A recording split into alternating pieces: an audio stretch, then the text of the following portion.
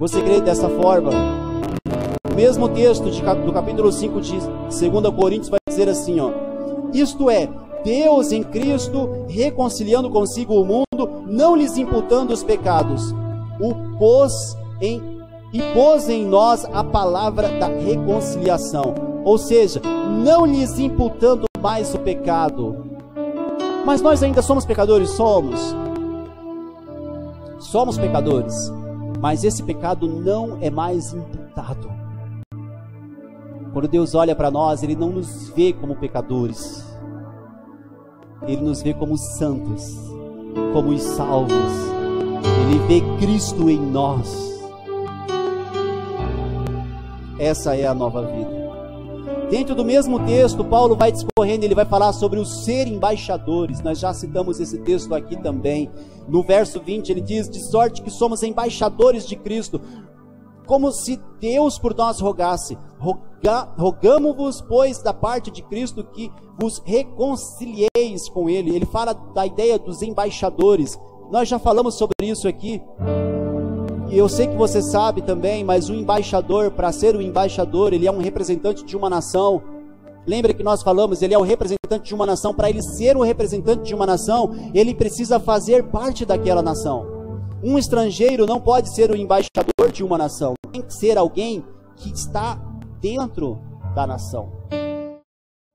Então, essa nova vida, ela te proporciona isso. Você agora faz parte do reino, faz parte da nação. Qual nação? O reino de Deus, a nação do sacerdócio santo, a nação dos santos, a nação daqueles que estão caminhando rumo ao céu. É essa a nação. Você agora é embaixador, você faz parte. Você precisa estar dentro desse contexto. Veja, um detalhe importante: não adianta você, dentro desse contexto aqui, você gostar da nação. Não adianta você gostar da comida que é oferecida naquela nação.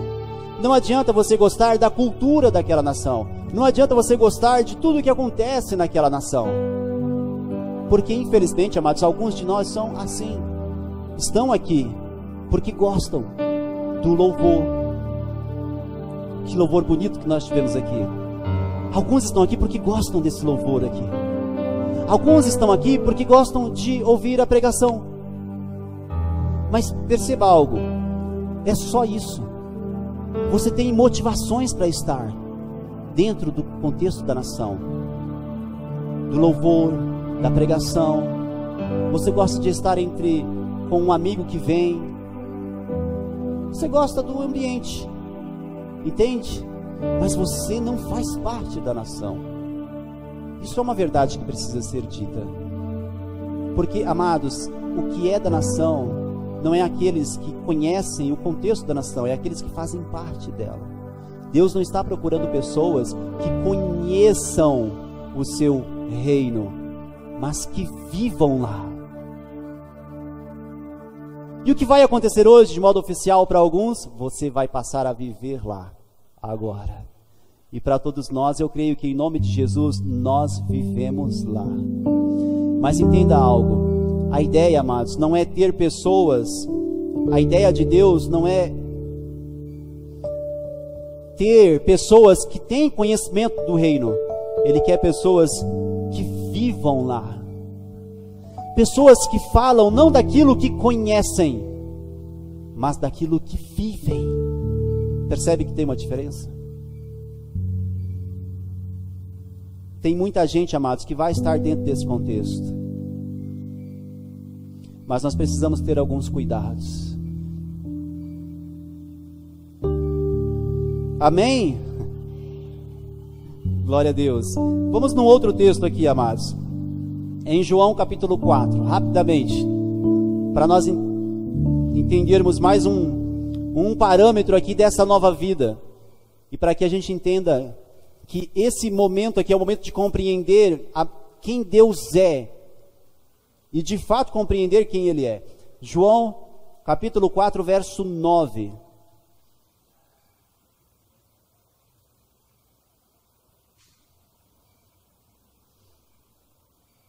Amém? Disse-lhe, pois, a mulher samaritana: como sendo tu judeu, me pedes de beber a mim que sou samaritana. Amados, só para a gente lembrar, aquela mulher estava no poço buscando água, Jesus chega ali como quem não quer nada, e aí Jesus dirige a palavra para ela, e aí ela responde dessa forma: como sendo tu judeu, me pede de beber a mim, que sou samaritana. Para aquela mulher, naquele primeiro momento ali, Cristo que estava do lado dela, ele era apenas um homem. Então ela, por não saber ou não ter tido a clareza ainda, ela trata Cristo, digamos assim, com um tom de uma certa displicência. Ela fala, como sendo tu judeu, ela estava falando com o próprio Cristo. Mas veja o que ela discorre, ela trata com uma certa displicência a pessoa de Cristo. Por que eu estou dizendo isso, amados? Porque existe um alerta que nós precisamos dar aqui também. Eu e você, às vezes, temos uma postura muito semelhante, ou uma postura igual até, em que nós olhamos para Cristo dessa forma, como ele sendo um homem, como ele sendo um amigo dentro do contexto de amizade que eu e você conhecemos. E a verdade, amados, é que esse Cristo, ele não é isso. Ele não é somente um amigo, como nós sabemos ou visualizamos dentro de um contexto natural, mas a gente vai perceber aqui a evolução de concepção daquela mulher, e a gente vai se encontrando em cada uma delas. Mas veja, Cristo, ele não é como um amigo dentro da lógica que eu e você conhecemos. Nós não estamos contando com uma pessoa que pode falhar conosco, que pode nos deixar no meio da caminhada, que pode nos trair ou nos esquecer, como acontece com alguns amigos, porque por mais que a gente tenha amigos, um amigo aqui também é falho. E o lance da amizade, na verdade, ele está em você saber perdoar o seu amigo quando ele falhar. Esse é o grande segredo da vida. Mas nós não precisamos e não devemos comparar a Cristo ou ver a Cristo dentro desse contexto. Ele não desampara você em nenhum momento. E isso nós adquirimos como uma nova vida, um Deus que é fiel, um Deus que é verdadeiro, um Deus que é real. Dentro do texto, no verso 19, vai dizer assim, ó: Senhor, disse-lhe a mulher, vejo que tu és profeta. Por quê? Porque o diálogo ali discorreu um pouco mais. E agora a concepção daquela mulher já não era mais de que ele era um simples judeu, mas ela olha para ele agora como um profeta. Como um profeta. Alguns de nós, amados, estão também nesse estágio, em que olha para Cristo como ele sendo um profeta. Como assim um profeta? Um profeta é aquele que profetiza, normalmente, a promessa, não é? O profeta é aquele que anuncia as bênçãos do Senhor, não é? Às vezes nós olhamos para Cristo, amados, exatamente dessa forma, como aquele que vai anunciar as bênçãos para a nossa vida, como aquele que vai profetizar as coisas boas para a nossa vida. Só que a grande verdade, amados, é que ele não é apenas isso, ele não é aquele que anuncia o contexto da bênção. Aquela mulher, ela foi crescendo na sua concepção até ela chegar no ponto certo. Então Cristo, ele não é apenas um amigo dentro da ótica natural, ele é fiel. Ele não é apenas aquele, amados, que faz a nós profecias, revelações, palavras de bênção. Não, não é isso não. A nova vida da qual falamos, amados, o Cristo a quem servimos, ele não é apenas isso não. O verso 29 vai dizer assim, ó: vinde, a fala da mulher, vinde comigo e vede um homem que me disse tudo quanto tenho feito. Será este porventura o Cristo? E aqui ela chega no ponto exato. E ela diz: será este porventura o Cristo? Agora ela entende, amados. Agora ela entende quem era Cristo de verdade. E quando ela chega nessa concepção de que aquele era o Cristo verdadeiro, a Bíblia vai dizer, amados, que ela deixa os cântaros para trás. E a água que ela havia ido buscar, ela deixa tudo para trás. E ela sai para anunciar quem ela havia conhecido. Vocês estão entendendo? Veja algo. Ele não é só um amigo. Você tem que ter a percepção correta de quem é Cristo. E quando você chegar na percepção correta de que ele não é só um homem, um amigo que pode nos ajudar, que ele não é aquele que fica anunciando bênçãos para a nossa vida somente, mas que ele é o Cristo, então a sua postura deve ser tal como foi o daquela mulher samaritana, que deixou a sua necessidade para trás. Ela não foi lá buscar água, ela largou aquilo para trás, deixou de ser importante e ela saiu para anunciar. O que eu quero dizer com isso? Que dentro dessa nova realidade, a sua necessidade já não é mais o foco. As coisas que você precisa aqui já não é mais algo que vai te dar, vai ser prioritário na sua vida. Agora você sai a anunciar e sai a falar quem é esse Deus, quem é esse Cristo.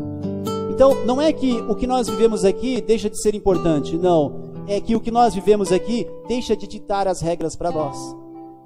Deixa de ser importante ao ponto de nos tirar a paz. Não rouba mais a nossa paz, porque agora nós sabemos quem é o Deus a quem nós servimos. Essa é a nova vida, amados, que nos foi proposta, que nos foi oferecida. Você crê nisso? Glória a Deus. Os irmãos do louvor podem se achegar. Amado, fique de pé no seu lugar. Em nome de Jesus.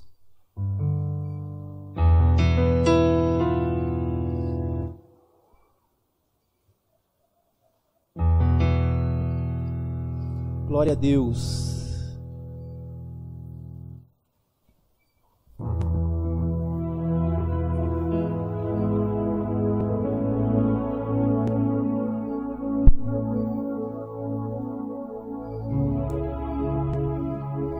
Para nós encerrarmos, amados, está um texto, não precisa abrir, Atos capítulo 3, verso 6, que diz assim: E disse Pedro: Não tenho prata nem ouro, mas o que tenho, isso te dou. Em nome de Jesus Cristo Nazareno, levanta e anda. Aquele era o paralítico que ficava à porta do templo Formosa todos os dias. E em uma dada ocasião, Pedro e João estavam indo ao templo e encontraram com ele. E aquele homem pediu esmolas para Pedro e João. E aí Pedro responde dessa forma: Eu não tenho prata nem ouro, mas o que eu tenho, isso te dou. Amados, entenda uma coisa: para aquele paralítico, o que ele precisava era da esmola, para ele poder manter o seu dia a dia, manter o seu sustento. O que ele precisava era da esmola. Esse era o recurso que ele precisava, e é por isso que ele pede por isso. Se Pedro tivesse dado a ele aquele recurso, teria sido valioso talvez para alguns dias. Se desse para ele dinheiro, teria sido valioso, teria sido importante para ele por alguns dias, por algum período de tempo, depende do valor do dinheiro, mas o fato é que chegaria um momento em que aquele dinheiro iria acabar. Amados, eu e você às vezes estamos buscando por algo errado. Às vezes nós focamos em algo que não vai resolver a nossa vida. Nós estamos buscando viver um contexto de bênção aqui, em que a gente seja próspero, em que a gente tenha casa, tenha carro, em que a gente tenha roupas bonitas, novas, sempre para poder, em que a gente tenha dinheiro para sair, para viajar, para aproveitar. Não estou dizendo que isso não seja válido, tudo isso é válido. Mas entenda algo: às vezes nós estamos focando no que está errado. Como aquele paralítico, ele precisava de esmolas. Eu digo a você, a maior necessidade dele não era essa, mas ele não estava percebendo. Às vezes eu e você caímos nesse contexto, nesse engano. Sabe, amados, o que vai acontecer daqui a pouco são pessoas que tiveram essa percepção. Eles perceberam aquilo que é mais importante. Sabe a nova vida da qual nós estamos falando? Isso é o mais importante. Cristo é o mais importante. Pedro olhou para ele e falou: Eu não tenho prata, eu não tenho ouro, mas o que eu tenho, isso eu dou a você. Aquilo resolveu a vida dele, percebe? Ele não pediu pela cura, mas quando ele creu e recebeu o que Pedro tinha, que é a unção, a presença e o poder de Deus, então a cura chegou. Então a gente quer resolver os problemas da nossa vida, entra para essa nova vida, entra para esse reino, mas não entra como alguém que ouviu falar, não entra como alguém que gosta disso ou daquilo. Faça parte do reino, faça parte do reino, porque como nós falamos, Deus não quer pessoas que gostam, que agrada. Deus quer pessoas que falem a respeito dele, não pelo conhecimento que têm, porque ouviram, mas porque vivem aquela verdade. Entre no reino, Faça parte dessa nova vida, tudo vai fluir em sua vida, vai chegar a cura que você precisa, como foi para aquele paralítico, vai chegar o recurso que é necessário, como foi para aquele paralítico, porque ele creu naquilo que Pedro anunciou para ele. Talvez o que Deus esteja anunciando hoje para você é isso, é o Cristo. Recebe Ele aí, você vai resolver o problema, os a mais que você tem, quando Cristo for a nossa prioridade. É a nova vida, amados, que foi oferecida a nós.